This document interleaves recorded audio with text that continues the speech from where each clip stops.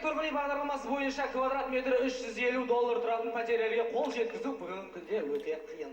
Олай болса, астаналықтардың сол пәтерлерге кезекке тұруы. Тамашалаңыздар. Ай, шырағым, таңғы сағат 2-ден тұрмыз ғой, бұл шай шайна қалғанда.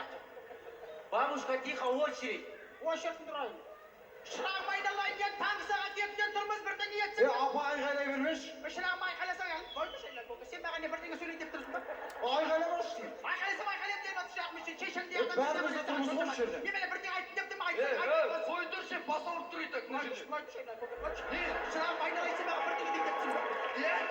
Бізде тұрмыз ғой сіз тәртімен бер. Шырағым айналайын, көке сен болсаң жас, мен болсам пенсияға шыққан адам. Қайда бізде шықсам шығам не қылдың сен көке? Басылғандырма сен маған.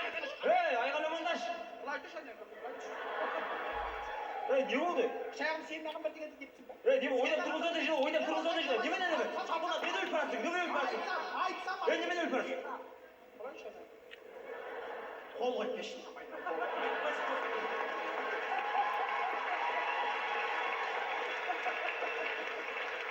Бай-бай.